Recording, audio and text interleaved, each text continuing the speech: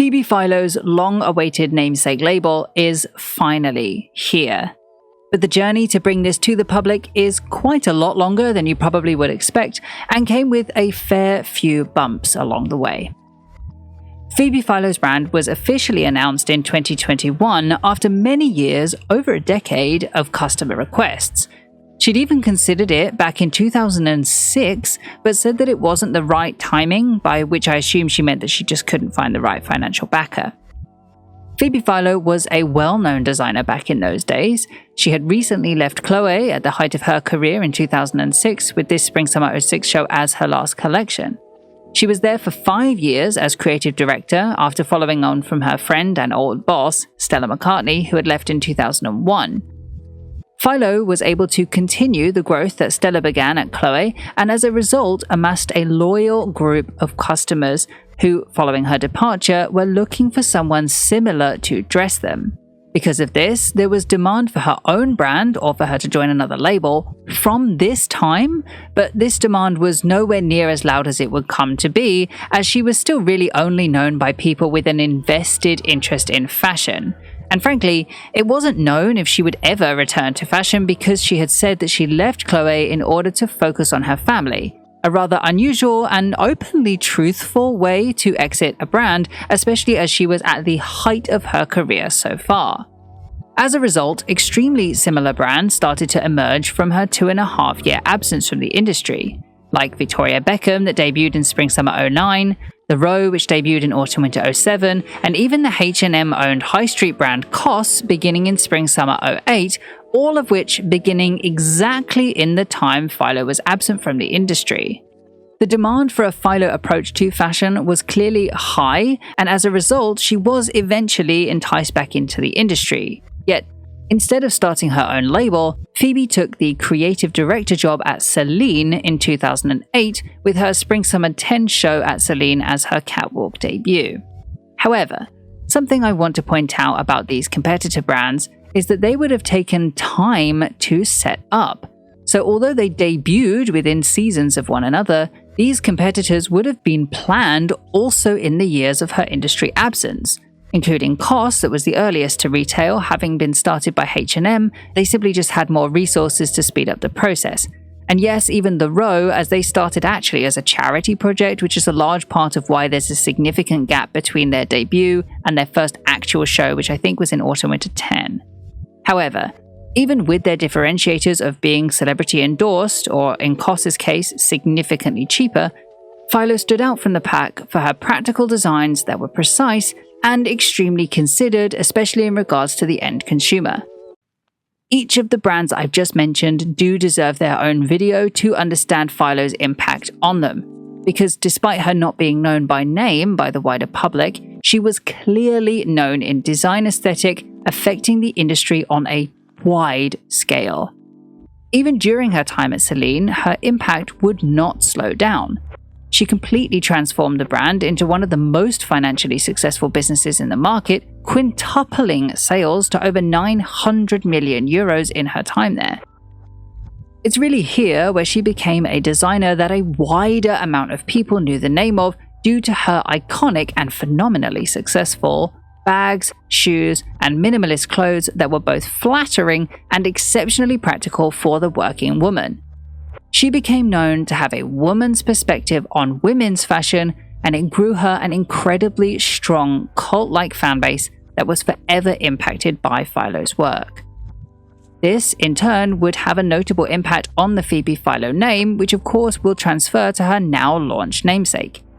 It's important to note that this impact was truly felt at this time and felt strongly in those years, with her even having fan groups self-designate a name, becoming known as the Philophiles, which is a term first used, at least that I could find, on the 5th of April 2011, and then on April 21st, 2011, a blog with the same name was founded, which popularized the term only 3 years after she began at Celine. Philo had become a symbol of fashion for women, by women, in a luxury space very much dominated by men. She knew what women wanted and delivered it to them at all times, season after season. It's something that this book describes as getting to know their customer past a demographic. Her customers weren't just a number, they were a person that she truly understood, and that is why it worked. To quote Nicole Phelps for Vogue, Philo was a female success story in a luxury fashion business dominated not just by male creative directors, but often also by the male gaze. She had an uncommon knack for synthesizing the aspirational with the everyday, and in the process, she defined the modern look of a generation. However, that's not to say her Celine was for every woman. In 2013, this New York Times article furthered the current conversation about racism in fashion, singling out Phoebe Philo directly, not just Celine, for never using a black model in her shows. As a result, she included a single black model, Grace Mahari, wearing look 11 in her Spring/Summer 14 show. It's known now, thanks to this interview with Iman, that it was due to the backlash that Philo felt forced to include black women and didn't actively want to. However, this was a different time, and this news wasn't as much of a scandal then as it would be today, and so it actually didn't cause much loss to her now incredible reputation. So, when in 2017, after 10 years, she announced that she would be leaving Celine, the fashion world was devastated. Instagram accounts started to pop up documenting Phoebe Philo's Celine era work. People started to question who would dress the Philo files. Resale value of Philo era Celine went up 20%, and Hedi Slimane, who succeeded Philo at Celine, got a significant amount of disapproval for changing Celine away from the much beloved Philo Celine look. He even changed the logo, and that too came with a lot of hate. Actually, if I remember correctly, there was even a vigil held outside his first Celine show, Spring/Summer 19, in memory of Philo's Celine, but someone might actually have to correct me on that. In her loss, there was a huge void in the market. An incredible loss was felt. Her contemporaries like The Row and Victoria Beckham almost immediately saw growth in her absence, though neither were truly able to fill that void. Fans were becoming ever discouraged, but still hopeful after the months and years rolled by without an announcement to where she would go next or if she would start her own label. And yet, even in this time, her impact on fashion never diminished because her protégés, Daniel Lee, who's now at Burberry, and Peter Do, now at Helmut Lang, grew to become two of the most discussed designers in her absence, continuing on that Philo legacy for the public. This is really the result of the fact that we know Philo has an ability to naturally understand what will be fashionable before it is fashionable. From her high-heeled gold tooth and 6-inch acrylic nail look that she sported at Central St. Martin's, no, I am not kidding, this was written by the acclaimed writer Sarah Mower, who actually knew Philo back then, to the boho look of Chloe that became known for its baby doll looks, to the sleek look that she became famed for at Celine. Because of this, it seemed reasonable to her fans to speculate on an evolution in her vision if and when the, at this point still only anticipated but very highly rumoured, namesake label came to launch, which had actually had next to no update, I think literally no updates. At least, that was until mid-2021, 4 years later, when she made the announcement that she would launch her own brand under her own name with LVMH as a minor stakeholder. Just a little bit of background about that, Celine is actually owned by LVMH, so they know the power of the Philo name. They also know Philo personally, so structurally they know that they can work together well, which of course will serve the brand very well in the future, as sometimes there is a clash between designers and management, with the example of Bernard Arnault, the head of LVMH, who so famously clashed with Lee McQueen when he was at Givenchy. Lee even sold his business, Alexander McQueen, to Kering to spite Arnault. However, for Philo, the big worry with her brand is not this, but is LVMH's history at launching companies. LVMH buy, maintain, and grow companies very well, as seen in my Sephora video, which is over on the beauty channel Underskin. But the brands that they've started, like Christian Lacroix, their first launch, and Fenty, their most recent, have historically not done particularly well. I have a video on Fenty to explain why that didn't work, but interestingly, Lacroix, who I don't have a video on, filed for bankruptcy at around the same time that Phoebe so successfully took on Celine. And this is no coincidence. The 2008 recession can pretty solidly be linked to Philo's rise to success, because in times of recession, we always seem to go back to the minimalist, or as it's known now, the quiet luxury aesthetic, therefore moving away from the opulent look of Christian Lacroix. This correlation is over 100 years old, with Chanel having her come up in simple clothing around the same time of the Depression in the 1920s, all the way up to the previous 1991 recession that saw the rise of Helmut Lang, who I have a video on, and Jill Sander, who Threaducation has a video on. The correlation between economic downturns and quiet luxury clothing obviously predates Chanel, but because it is such a strong correlation, it can very easily explain why Philo had such an explosive beginning to her career at Celine, and why her previous statement in 2006 that it wasn't the right time was actually right on the money. So now that we are once again in an awful financial situation, with what seems like an impending recession on top of all the other problems that are plaguing Western society today, like our wages not rising with inflation and significant wealth hoarding by the rich, the in vogue style once again is turning back to a minimal aesthetic. The old money aesthetic and the elevated basic trends both were the beginning of this, but the overarching minimalism trend just hadn't had a name that had stuck yet. At least not until now, where it's evolved into quiet luxury, which is one of, if not the, strongest trends to emerge in recent years, despite how some maximalists are trying to avoid it. Ultimately, there is a gap in the market for a new wave of high luxury minimalism to fill this recession-fueled gap, and Philo will be able to be there to fill that gap. However, you may have noticed that all of this is to do with the style of the product that a brand can differentiate itself with. A minimalist product produced just at the right time. However, this is not the only one of the 4 Ps that foretell the business will do well. In fact, when scripting, I realized the brand potentially has major differentiators in all 4 categories. The price differentiator is the most obvious follow-on from what I just mentioned. You see, previously in luxury retailing, the LVMH hype-based model of having high-profile, big-budget shows to sell handbags and accessories to the mid-masses was running supreme. But today, seemingly is coming to an end due to it finally damaging the luxury positioning and inaccessibility that allowed the luxury image for their brands. You may have even begun to notice this shift yourself too, with sources like WWD mentioning how fashion has, in recent years, been rejigging to focus more directly on their wealthiest customers who generate the lion's share of revenue, which is why we're seeing brands like Chanel increase their prices astronomically high to protect their brand's value and to appease this top percent of clients.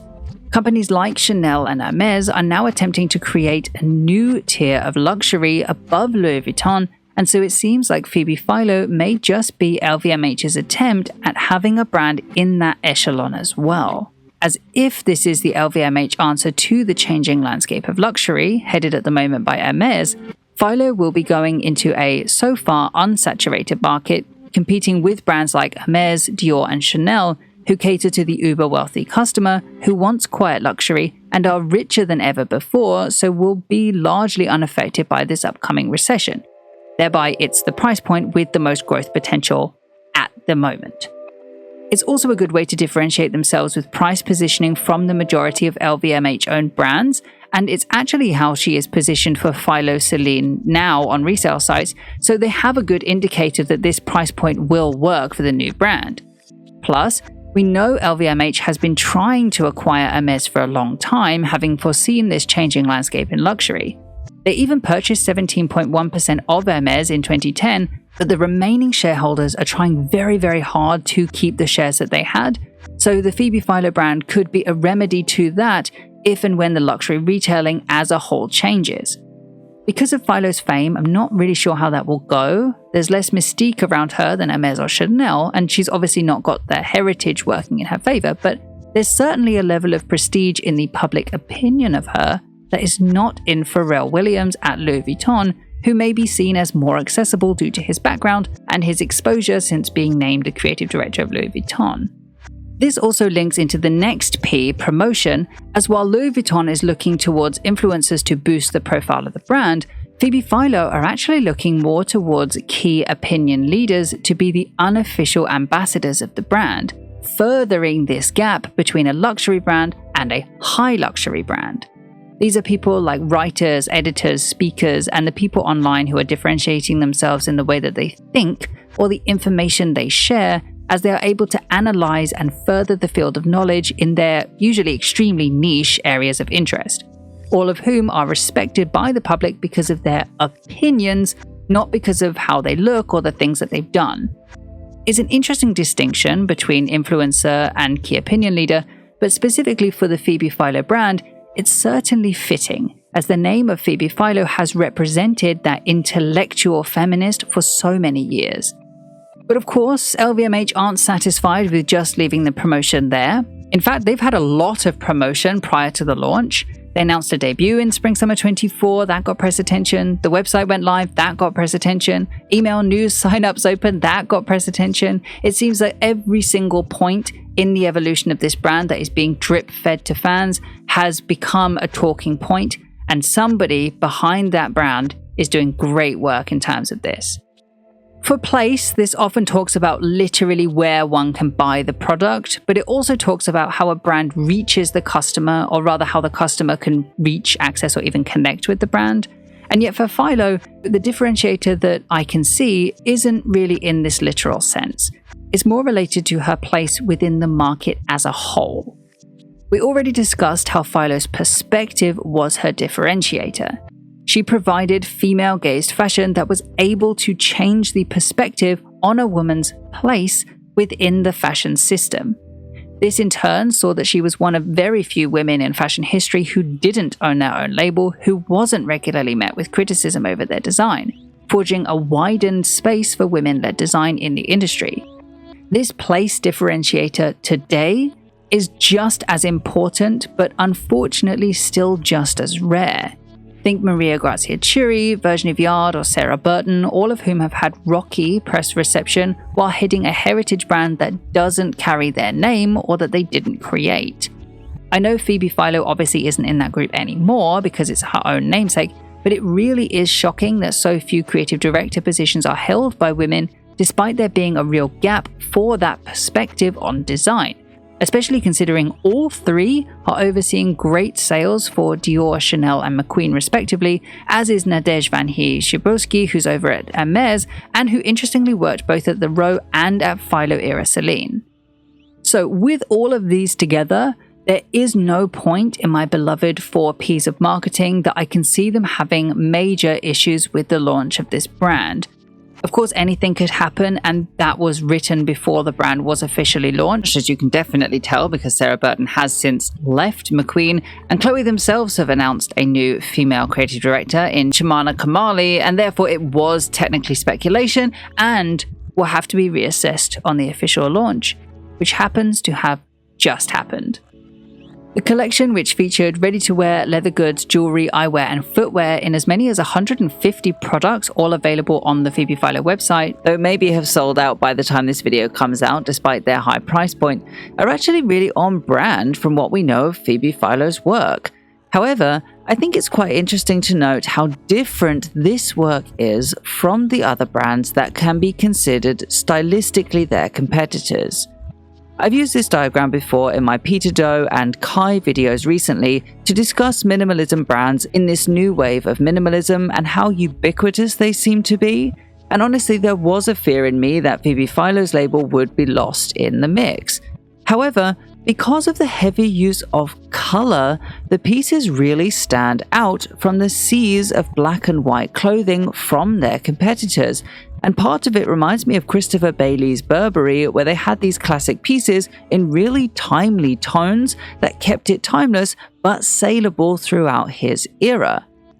Really, timeless is a word that fashion by definition cannot be, not truly, but this is about as close as we can get with modern fashion, and certainly with the quality one can expect from LVMH and Philo, one should hope that any of these pieces will truly last as long as this style of clothing is in vogue.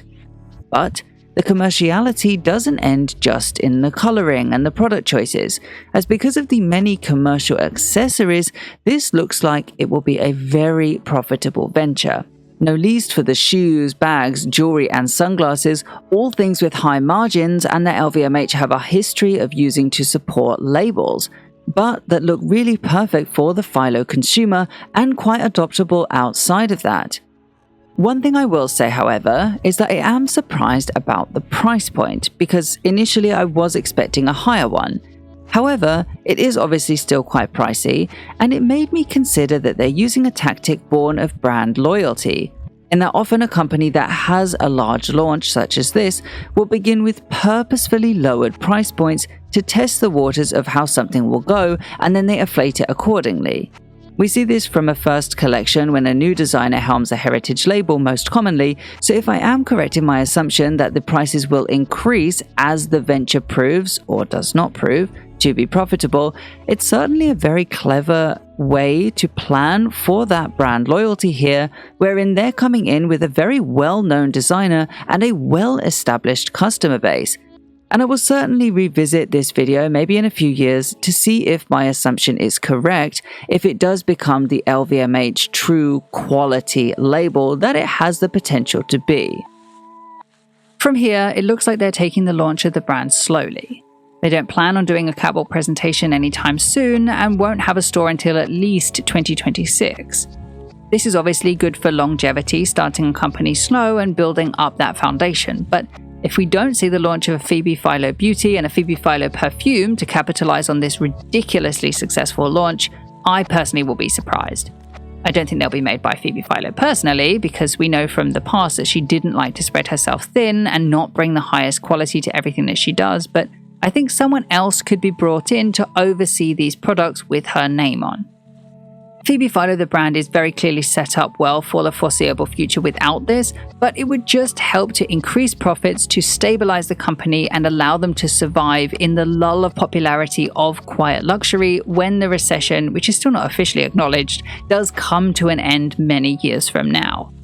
So seemingly, for this new era of fashion, Philo is quite exactly what the doctor ordered, and so I very much hope to see this brand do well in the future, as it's certainly a much needed respite. Thank you so much for watching this video. Please like and subscribe for more content like this. For videos like this but about beauty brands, please check out my beauty channel, and for early access, please check out my Patreon linked below.